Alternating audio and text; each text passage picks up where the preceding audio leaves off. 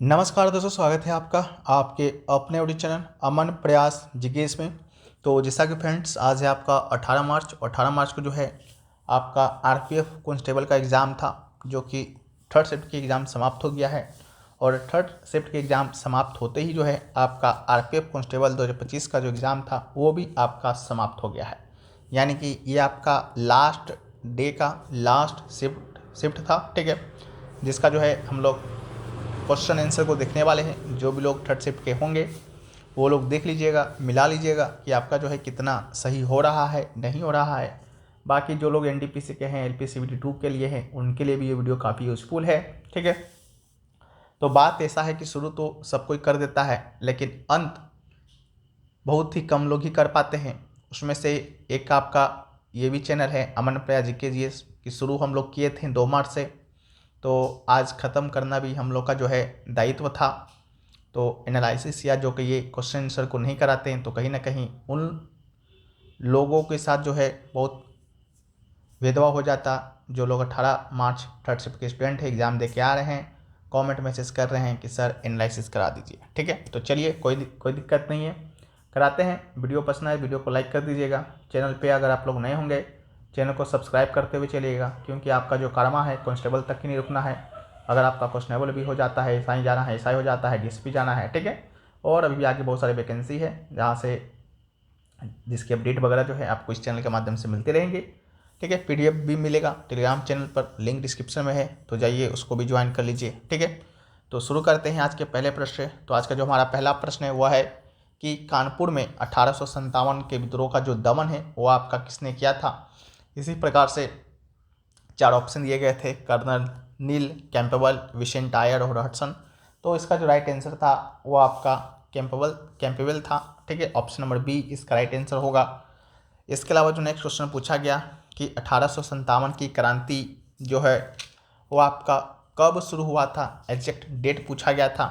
तो इसका जो राइट आंसर होगा, इसी प्रकार से 4 ऑप्शन दिए गए थे, 10 मई 1857, 11 मई 1857, 12 मई 1857, 31 मई 1857। तो राइट आंसर जो है आपका 10 मई 1857 हो जाएगा। आप लोग को मालूम है 1857 की जो क्रांति है मेरठ से शुरू हुआ और ये चलकर आपका दिल्ली गया, ठीक है। तो 10 मई को ही जो है आपका मेरठ में ये आंदोलन जो है शुरू हुआ था, ठीक है। मेरठ में जो है आपके भगत सिंह नहीं, मंगल पांडे, ठीक है, उन्होंने जो है आपका ये क्रांति को शुरू किया था। तो आपका 10 मई 1857 जो है इसका राइट आंसर होगा। वीडियो में आगे बढ़ते हैं, लेकिन उससे पहले जैसा कि आप लोग में से बहुत सारे लोग जो हैं हमारे आरपीएफ कांस्टेबल और एसआई में क्यूज और पीडीएफ प्लान से जुड़े होंगे, जहाँ से आपको जो है बहुत मदद मिली। बहुत सारे बच्चों का पॉजिटिव रिस्पॉन्स भी आया। लगभग सारे प्रश्न जो है आपके उसी क्यूज और पीडीएफ से देखने को मिले थे जो कि हमने चालू किया था। उसी प्रकार उसी को मद्देनज़र रखते हुए आपका जो आगामी एग्ज़ाम है आरआरबी एनटीपीसी का, उसके लिए भी जो है आपका क्यूज और पीडीएफ प्लान को जो है आपका लॉन्च किया गया है। स्टार्ट डेट 18 मार्च था, लेकिन 17 मार्च को ही स्टार्ट कर दिया गया था, ठीक है। 2 दिन हो गया है। चलेगा कब तक? तो चलेगा उस समय तक जब तक आपका एनटीपीसी का लास्ट डे का एग्ज़ाम नहीं कंप्लीट हो जाता है। क्या क्या मिलेगा? तो मिलेगा वही आपके 40 जीके जीएस के प्रश्न आपके एनटीपीसी एग्जाम में पूछे जाते हैं। तो उन 40 प्रश्नों का क्यूज मिलेगा विथ पीडीएफ एक्स्ट्रा फैक्ट्स मिलेगा। इस बार जो है एक नया चीज़ और आ गया है। एक दिन तो आपका मिसलिनियस यानी कि 40 जीके जीएस के प्रश्न होंगे, जिसमें आपके सारे सिलेबस होंगे, ठीक है, जिस प्रकार से आपके एग्जाम में प्रश्न आते हैं। और एक दिन जो है आपका टॉपिक वाइज क्यूज होगा, यानी कि जो भी टॉपिक आपके आरआरबी एनटीपीसी एग्जाम में आ सकते हैं उस टॉपिक से 40 प्रश्न जो है आपके एग्जाम में रहेंगे, क्यूज में रहेंगे। जैसा कि आज जो है आपका 1857 से संबंधित जो है 40 प्रश्नों को कराया गया था। और संभवतः जो है जब भी आपका एग्जाम हो 1857 से अगर आपका क्वेश्चन बनता है तो इन्हीं क्यूज के पीडीएफ से जो है देखने को मिलेगा। पहले 50 लोगों के लिए मात्र 49 रुपये रखा गया था, ठीक है। अब तक जो है 30 से 35 लोग जुड़ चुके हैं, बहुत ही कम सीट बचा हुआ है। तो जो भी लोग जुड़ना चाहते हैं व्हाट्सएप नंबर दिया गया है, व्हाट्सएप नंबर पर संपर्क कर लीजिएगा। इसका जो लिंक है वो भी आपको डिस्क्रिप्शन में मिल जाएगा, वहाँ से भी आप लोग डायरेक्ट सीधे व्हाट्सएप पर हो सकते हैं और इसमें ज्वाइन हो सकते हैं। जब भी 50 लोग जुड़ जाएंगे उसके बाद 2 चीज़ होगा, या तो इसका प्राइस को इंक्रीज़ किया जाएगा, नहीं तो एडमिशन को जो है रोक दिया जाएगा, क्योंकि ज़्यादा लोग आ जाने से भी जो है दिक्कत हो जाता है, बहुत सारे लोग आलतू फालतू भी आ जाते हैं। ठीक है, तो उसके लिए जो है ये चीज़ें हैं। ठीक है, जो भी लोग जुड़ना चाहते हैं आप लोग जुड़ जाइएगा। संभवतः जो है 40 जीके के प्रश्नों में से 35 प्लस जो है आप लोग करके आ रहे होंगे, अगर ये क्यूज और PDF को डेली बेसिस पर आप करते जा रहे हैं। ठीक है, तो चलिए बाकी आप लोग का है, जुड़ना है तो जुड़िए, नहीं जुड़ना है तो कोई बात नहीं। जिस चीज़ से आप लोग तैयारी कर रहे हैं आप लोग तैयारी करते रहिए। ठीक है, नेक्स्ट क्वेश्चन जो पूछा गया वो जो पूछा गया कि 1906 में जो है स्वराज शब्द का जो प्रयोग करने वाला प्रथम भारतीय कौन था। तो 1906 में स्वराज शब्द का प्रयोग करने वाला प्रथम भारतीय जो है दादा भाई नौरोजी थे। ठीक है, तो इसका राइट आंसर जो है दादा भाई नौरोजी हो जाएगा। यही 4 ऑप्शन दिए गए थे, मोतीलाल नेहरू, वीजी तिलक, महात्मा गांधी। ठीक है, और 1906 का जो कांग्रेस अधिवेशन है वह कहाँ हुआ, तो ये दोस्तों आपका कलकत्ता में हुआ था। ठीक है, तो इसको भी आप जो है याद रखिएगा। नेक्स्ट क्वेश्चन जो है कि भारतीय संविधान के अनुच्छेद 356 में जो है वह क्या है। ठीक है, 56 में जो है उसमें जो है किसका प्रावधान किया गया है। इसी प्रकार से 4 ऑप्शन दिए गए थे, पिछड़ा वर्ग के आरक्षण में नौकरियों के लिए, राज्यों में राष्ट्रपति शासन के लिए, धार्मिक स्मारकों की सुरक्षा के लिए, जम्मू कश्मीर को विशेष राज्य का दर्जा देने के लिए। ठीक है, तो राज्यों में राष्ट्रपति शासन लगाने के लिए जो है इसका आपका राइट आंसर था। ठीक है, बाकी जो है आप लोग को मालूम होगा आपातकाल से संबंधित जो है 356 अनुच्छेद है, 352 जो है वो आपका क्या है, तो पूरे देश में जो है प्रेसिडेंट रूल यानी कि आपातकाल से संबंधित है। ठीक है, इसके अलावा 360 जो है वो आपका वित्तीय आपातकाल से है। ठीक है, तो इसको आपको याद रखना है। नेक्स्ट क्वेश्चन जो है कि निम्नलिखित में से किस युद्ध से भारत में ब्रिटिश राज की जो है औपचारिक नींव पड़ी। इसी प्रकार से 4 ऑप्शन थे, पानीपत का तीसरा युद्ध, प्लासी का युद्ध, बक्सर का युद्ध, 1857 का विद्रोह। तो आप लोगों में से बहुत सारे लोग 1857 का विद्रोह मार दिए होंगे भाई, लेकिन ये गलत है। इसका राइट आंसर जो है प्लासी का युद्ध हो जाएगा। प्लासी का युद्ध जो है 1757 ईस्वी में आपका हुआ था, आप लोग को भी मालूम होगा। उसके बाद से जो है भारत में ब्रिटिश राज का औपचारिक नींव पड़ा। बाकी बक्सर का युद्ध 1764 में हुआ, पानीपत का तीसरा युद्ध जो है 1761 में हुआ। ठीक है, तो इसको भी आप याद रखिएगा। नेक्स्ट जो है मानसिम राम जो है मेघालय के किस पहाड़ी पर स्थित है। ठीक है, ये क्वेश्चन पूछा गया। 4 ऑप्शन थे, खासी, जयंतिया, गारो, दीफू। ठीक है, तो इसका जो राइट आंसर होगा आपका खासी पहाड़ी हो जाएगा। मानसिम राम की बात करेंगे तो मानसिम राम जो है आपका मेघालय में स्थित है, और यहाँ पर पूरे विश्व में सबसे ज़्यादा बारिश जो है आपका यहीं पर होता है। ठीक है, तो इसको भी याद रखिएगा। नेक्स्ट आपका जो क्वेश्चन पूछा गया था भाई वो क्वेश्चन आपका संयुक्त विमोचन 2024 जो अभ्यास है उससे जो है आपका पूछा गया था। क्वेश्चन क्या था, एग्जैक्ट क्वेश्चन अगर आपसे पूछें तो अहमदाबाद पोरबंदर में भारतीय थल सेना और आपदा प्रबंधन ने कौन सा ऑपरेशन चलाया था। ठीक है, तो जिसका जो राइट आंसर था आपका संयुक्त विमोचन। ठीक है, तो इसका जो राइट आंसर होगा आपका संयुक्त विमोचन 2024 जो है इसका राइट आंसर हो जाएगा। भारतीय सेना ने 18 से 19 नवंबर 2024 तक जो है अहमदाबाद और पोरबंदर गुजरात में बहुपक्षीय वार्षिक संयुक्त मानवीय सहायता और आपदा राहत HADR अभ्यास संयुक्त विमोचन 2024 का जो है सफलतापूर्वक आयोजन किया। और इस अभ्यास का जो आयोजन है दक्षिणी कमान के कोणार्क कोर के द्वारा किया गया था। ठीक है, नेक्स्ट क्वेश्चन पूछा गया था कि COP29 जो है वो आपका कहाँ पर हुआ था। तो बाकू अजरबैजान जो है इसका राइट आंसर हो जाएगा। बाकी COP13 कहाँ होगा, तो ये आपका ब्राज़ील में होगा। ठीक है, तो COP29 से पूछा गया था, तो बाकू अजरबैजान जो है इसका राइट आंसर होगा। नेक्स्ट क्वेश्चन जो पूछा गया, नोमैडिक एलिफेंट भारत और किस देश के बीच एक संयुक्त सेनाभ्यास है। ठीक है, ये पूछा गया।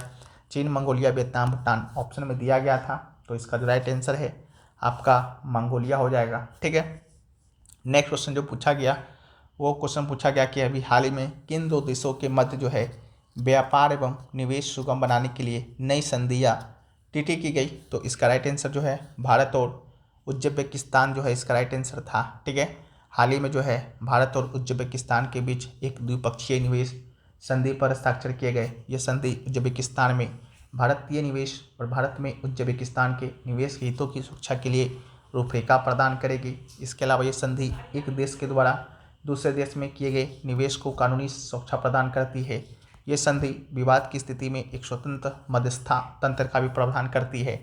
नेक्स्ट क्वेश्चन पूछा गया कि 2011 के अनुसार भारत का ग्रामीण एवं नगरीय लिंगानुपात कितना है। तो नगरीय आपका क्वेश्चन में दिया गया था, ग्रामीण आपसे पूछा गया था। ठीक है, तो इसका जो राइट आंसर होगा 949 और 929, यानी ग्रामीण की बात करेंगे तो ग्रामीण का लिंगानुपात 949 था और नगरीय की बात करेंगे तो इसका लिंगानुपात 929 था। ठीक है, तो 929 इसका राइट आंसर था। नेक्स्ट क्वेश्चन जो पूछा गया कि भारतीय संविधान का जो है अनुच्छेद 51 जो है वह आपका किससे संबंधित है। तो भारतीय संविधान का अनुच्छेद 51 की जब हम लोग बात करते हैं तो अंतर्राष्ट्रीय शांति और सुरक्षा को बढ़ावा देने पर राज्य के नीति निर्देशक सिद्धांत से संबंधित है और अंतर्राष्ट्रीय शांति और सुरक्षा को बढ़ावा देना, राष्ट्रों के बीच न्यायपूर्ण और सम्मानजनक संबंध बनाए रखना, संगठित लोगों के एक दूसरे के साथ व्यवहार में अंतर्राष्ट्रीय कानून और संधि दायित्वों के प्रति सम्मान को बढ़ावा देना और मध्यस्थता द्वारा अंतर्राष्ट्रीय विवादों के निपटारे को प्रोत्साहित करना। ठीक है, तो अनुच्छेद 51 ये था। फिर क्वेश्चन एक आपका अनुच्छेद 38 से आया था। ठीक है, कि वेलफेयर ऑफ पीपुल जो है समाज कल्याण, वो किस अनुच्छेद से संबंधित है। तो अनुच्छेद 38 जो है उसका राइट आंसर था भारतीय संविधान का अनुच्छेद 38 में राज्य को सामाजिक, आर्थिक और राजनीतिक न्याय को बढ़ावा देने का निर्देश दिया गया है। इस अनुच्छेद के जरिए राज्य को लोगों के कल्याण के लिए काम करने का प्रावधान किया गया। फिर क्वेश्चन पूछा गया कि जो है फाइनेंशियल ईयर पिछले वर्ष जो है आपका जीडीपी का कितना कलेक्शन हुआ था। इस प्रकार का जो क्वेश्चन जो है आपके एग्जाम में पूछा गया। तो आंकड़ों के मुताबिक फाइनेंशियल ईयर 2023-24 के लिए कुल ग्रोस जीएसटी कलेक्शन जो है 20.18 लाख करोड़ रुपये रहा। ये पिछले वित्त वर्ष 22-23 की तुलना में 0.8 लाख रुपये ज़्यादा है। तब जो है 20 लाख करोड़ रुपये का जो है जीएसटी कलेक्शन हुआ। ठीक है, तो जीएसटी कलेक्शन ही जो है आपके एग्जाम में जो है वो पूछा गया। फिर क्वेश्चन जो पूछा गया कि भारतीय संविधान की 8वीं अनुसूची जो है वो आपका किससे संबंधित है। तो भारतीय संविधान की 8वीं अनुसूची जो है आपका आधिकारिक भाषाओं से संबंधित है। ठीक है, तो इसका राइट आंसर आधिकारिक भाषा होगा और मूल संविधान में 14 भाषा था, फिर जो है अभी वर्तमान में 22 भाषा है। ठीक है, तो इसको भी याद रखिएगा। नेक्स्ट क्वेश्चन जो पूछा गया कि थार मरुस्थल में जो पौधे पाए जाते हैं उसे क्या कहा जाता है। तो उसे जो है जीरोफाइटिक कहा जाता है, यानी कि मरुदीय पौधा कहा जाता है। ठीक है, या शुष्क क्षेत्रीय पौधे होते हैं जो कम पानी में जीवित रह सकते हैं। ठीक है, तो इसको भी आप याद रखिएगा। खेजड़ी का पौधा जो है आपका पाया जाता है, उसका उदाहरण है। नेक्स्ट क्वेश्चन जो है आपका गे लुसाक के नियम से आया था। ठीक है, तो गे लुसाक के नियम से प्रश्न क्या आया। ठीक है, आपका आया था कि स्टेटमेंट कौन सा सही है। ठीक है, तो Gay Lussac law state that the pressure of a given mass of a gas is directly proportional to its absolute temperature. Option में जो था वो था आपका pressure directly proportional volume directly proportional temperature के, और प्रेशर डायरेक्टली प्रोपोर्शनल टेम्परेचर के, और प्रेशर इन्वर्सली प्रोपोर्शनल वॉल्यूम के। ठीक है, तो इसका राइट आंसर ऑप्शन नंबर 3 था। प्रेशर जो है डायरेक्टली प्रोपोर्शनल किसके हैं, तो टेम्परेचर के हैं। ठीक है, तो इसका राइट आंसर हो जाएगा where P is the pressure and T is the absolute temperature. ठीक है, ये क्वेश्चन पूछा गया। फिर जो नेक्स्ट क्वेश्चन पूछा गया कि राष्ट्रीय अनुसूचित जनजाति आयोग की स्थापना किस संशोधन के आधार पर किया गया था। इसी प्रकार से 4 ऑप्शन थे। 86वां संवैधानिक संशोधन, 87वां संवैधानिक संशोधन, 88वां संवैधानिक संशोधन, 89वां संवैधानिक संशोधन। ठीक है, तो इसका राइट आंसर आपका 89वां संवैधानिक संशोधन राइट आंसर था। फिर क्वेश्चन पूछा गया था अनुच्छेद 16 से संबंधित क्वेश्चन पूछा गया था, जिसका राइट आंसर अनुच्छेद 16 था। अनुच्छेद 16 की जब हम लोग बात करते हैं तो भारतीय संविधान में एक महत्वपूर्ण अनुच्छेद है जो शिक्षा और रोजगार में समानता और संवैधानिक सुरक्षा से संबंधित है। इसके तहत समान अवसर देने का प्रावधान है ताकि समाज के विभिन्न वर्गों को शैक्षिक और रोजगार संबंधी अवसरों में भेदभाव से मुक्ति मिल सके। और इस अनुच्छेद में विशेष रूप से सरकारी नौकरी में जातिवाद, लिंग, धर्म या जन्म स्थान के आधार पर भेदभाव को प्रतिबंधित किया गया है और यह सुनिश्चित किया गया है कि किसी भी नागरिक को समान अवसर प्राप्त हो। और यह अनुच्छेद भारत में समाजवाद और समाज की समानता को सुनिश्चित करने के लिए जो है एक अहम कदम जो है। ठीक है, तो इसका राइट आंसर ये होगा। नेक्स्ट क्वेश्चन जो पूछा गया कि किस वर्ष में जेंडर लिंग बजट स्टेटमेंट भारत के केंद्रीय बजट में दिखाई दिया। इसी प्रकार से 4 ऑप्शन था 11, 12, 1, 2, 7, 8 और 5, 6। तो इसका राइट आंसर आपका 2005 और 2006 राइट आंसर था। फिर जो क्वेश्चन पूछा गया था कि खेलो इंडिया राइजिंग टैलेंट आइडेंटिफिकेशन यानी कि कृति का जो शुभारंभ है वो दोस्तों आपका कहाँ पर हुआ, तो जिसका राइट आंसर जो है आपका चंडीगढ़ था। केंद्रीय युवा मामले और खेल मंत्री श्री अनुराग सिंह ठाकुर ने चंडीगढ़ में कृति नामक एक अद्वितीय प्रतिभा खोज कार्यक्रम का उद्घाटन किया था। ओलंपिक और विश्व भाला फेंक चैंपियन नीरज चोपड़ा ने खेलो राइजिंग टैलेंट आइडेंटिफिकेशन कार्यक्रम शुरू करने में केंद्रीय खेल मंत्रालय की पहल की सराहना की थी। ठीक है। नेक्स्ट क्वेश्चन जो पूछा गया कि 1991 की उदारीकरण से क्वेश्चन था, गलत स्टेटमेंट या सही स्टेटमेंट छापना था इस प्रकार से। ठीक है। तो 1991 में भारत में आर्थिक सुधारों की शुरुआत हुई, जिसे कि हम लोग उदारीकरण यानी कि लिबरलाइजेशन कहते हैं। और इन सुधारों के तहत भारत ने अपनी अर्थव्यवस्था को बाजार आधारित बनाने के लिए कई कदम उठाए और इन सुधारों के कारण जो है लोक क्षेत्र यानी कि पब्लिक सेक्टर पर ध्यान केंद्रित किया गया था। यही स्टेटमेंट जो है आपका सही था। ठीक है। तो ये क्वेश्चन पूछा गया।